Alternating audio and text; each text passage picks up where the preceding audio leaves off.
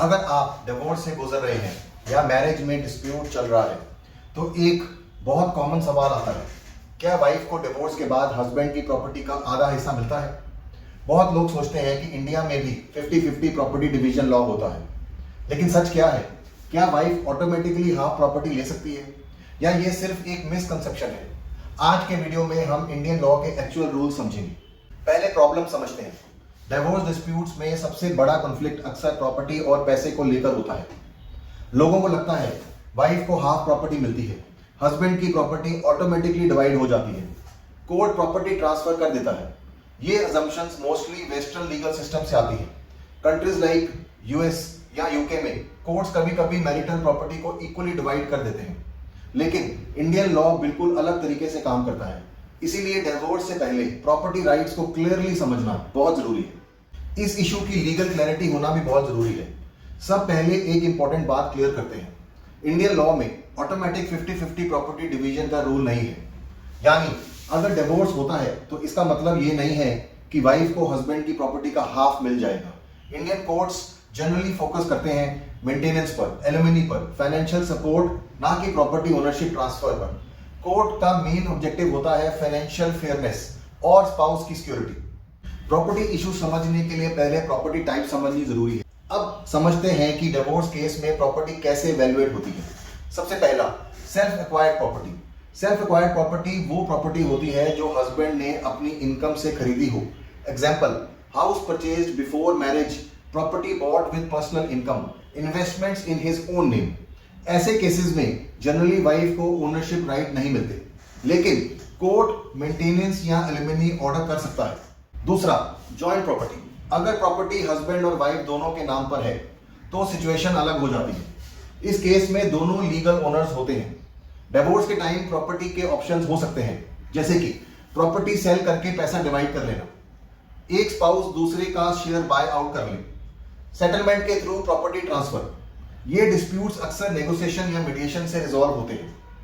तीसरा, ancestral property. Ancestral property family inheritance होती है।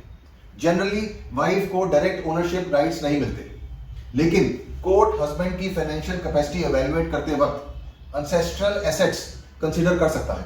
अब एक इंपॉर्टेंट पॉइंट रेजिडेंट राइट्स का समझ लेते हैं। बहुत लोग इसको गलत समझते हैं। Shared house hold rights, domestic violence act के अंडर वाइफ को राइट होता है शेयर्ड हाउस होल्ड में रहने का। इसका मतलब है वाइफ को हाउस से फोर्सफुली निकाला नहीं जा सकता। कोर्ट ऑर्डर दे सकता है, जैसे कि residence order, alternate accommodation, protection from eviction. लेकिन ध्यान रहे, ये रेजिडेंस राइट है, प्रॉपर्टी ओनरशिप नहीं। अब स्टेप बाय स्टेप स्ट्रेटजी समझते हैं। अगर प्रॉपर्टी डिस्प्यूट हो जाता है, अगर डिवोर्स डिस्प्यूट में प्रॉपर्टी इशू आ जाता है तो क्या करना चाहिए? चलिए स्टेप बाय स्टेप समझते हैं। स्टेप 1, प्रॉपर्टी डॉक्यूमेंट्स चेक करें। सबसे पहले प्रॉपर्टी टाइटल डॉक्यूमेंट चेक करें। इंपॉर्टेंट क्वेश्चंस समझने के ये हैं, प्रॉपर्टी किसके नाम पर है, जॉइंट ओनरशिप है या इंडिविजुअल, लोन किसने रीपे किया। ये डिटेल केस का फाउंडेशन होती है। स्टेप 2, फाइनेंशियल कंट्रीब्यूशन एवेल्युएट करें। कभी कभी प्रॉपर्टी एक स्पाउस के नाम पर होती है, लेकिन दूसरे स्पाउस ने फाइनेंशियल कंट्रीब्यूशन दिया होता है। एग्जांपल, डाउन पेमेंट दी गई, ईएमआई पेमेंट्स की गई, रेनोवेशन इन्वेस्टमेंट की गई। ऐसा सिचुएशन लीगल आर्गुमेंट्स को अफेक्ट कर सकते हैं। स्टेप 3, सेटलमेंट एक्सप्लोर कैसे करें। कोर्ट लिटिगेशन प्रॉपर्टी डिस्प्यूट्स को बहुत लंबा और एक्सपेंसिव बना सकता है। इसीलिए प्रैक्टिकल सॉल्यूशन क्या होना चाहिए? Negotiated settlement, mutual divorce. Settlements में कपल ऑफन डिसाइड क्या करते हैं, फाइनेंशियल कंपनसेशन, प्रॉपर्टी एडजस्टमेंट या one time settlement. Step 4, property protection. कभी कभी एक स्पाउस प्रॉपर्टी सेल करने की कोशिश करता है डिस्प्यूट के दौरान। ऐसे केसेस में कोर्ट से इंजेक्शन ऑर्डर लिया जा सकता है। ये ऑर्डर प्रॉपर्टी ट्रांसफर को टेम्परेरी रोक देता है। अब जान लेते हैं कुछ कॉमन मिस्टेक जो लोग करते हैं। डिवोर्स प्रॉपर्टी डिस्प्यूट्स में कुछ कॉमन मिस्टेक्स होती हैं जो सिचुएशन को और कॉम्प्लिकेटेड बना देती हैं, जैसे कि अज्यूम कर लेना कि प्रॉपर्टी ऑटोमेटिकली डिवाइड होगी, एसेट्स ट्रांसफर कर देना डिस्प्यूट के दौरान, फाइनेंशियल डिटेल्स हाइड करना, सेटलमेंट अपॉर्चुनिटीज इग्नोर करना।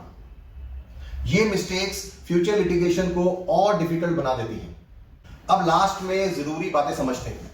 अगर एक लाइन में समझाएं, डिवोर्स प्रॉपर्टी डिस्प्यूट्स में प्रॉपर्टी इंडिया में डिवोर्स के बाद वाइफ ऑटोमेटिकली हस्बैंड की हाफ प्रॉपर्टी की ओनर नहीं बनती। लॉ का फोकस होता है maintenance, alimony, financial support, negotiated settlement. इसीलिए हर केस फैक्ट्स और फाइनेंशियल सिचुएशन पर डिपेंड करता है।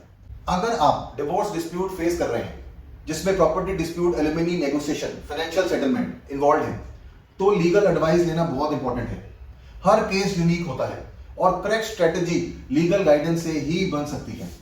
मैंने इस इशू पर डिटेल्ड आर्टिकल लिखा है और डिवोर्स चेकलिस्ट भी प्रिपेयर की है। दोनों के लिंक डिस्क्रिप्शन में दिए हैं।